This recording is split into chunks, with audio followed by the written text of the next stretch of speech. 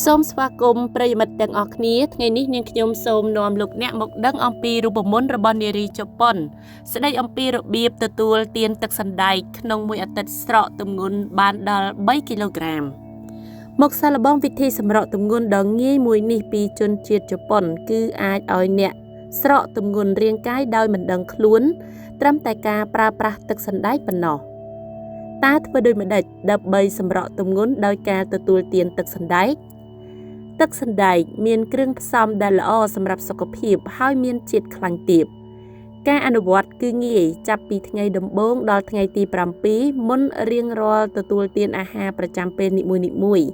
អ្នកត្រូវទទួលទានទឹកសណ្តែក200មីលីលីត្រដោយវាអាចបន្ថែមប្រូតេអ៊ីនជួយដល់ចលនាក្រពះពោះវៀនធ្វើឲ្យយើងមានអារម្មណ៍ឆ្អែតមិនសូវឃ្លានជាពិសេសសម្រាប់មនុស្សស្រីក្នុងអំឡុងពេលមករដូវក៏អាចទទួលទានបានដែរហើយវានឹងជួយឲ្យការសម្រកទម្ងន់កាន់តែមានប្រសិទ្ធភាពដោយតាមអ្នកសាកល្បងភាគច្រើនបង្ហើបថាអាចស្រកបានដល់ទៅ3គីឡូក្រាមឯណោះ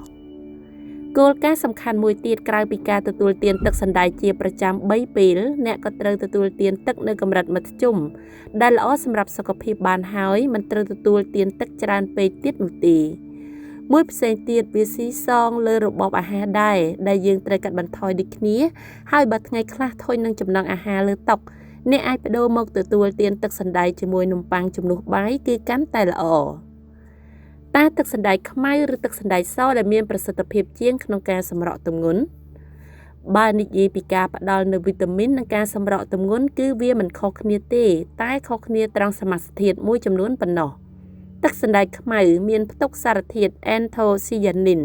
ដែលមានប្រយោជន៍ខ្លាំងសម្រាប់ស្ត្រីដែលចង់ប្រឆាំងភាពចាស់និងភាពចាស់ជាងវ័យទឹកសណ្តែកពណ៌សវិញមានជាតិសរសៃច្រើនអាចរលាយក្នុងទឹកល្អសម្រាប់ចលនាពោះវៀន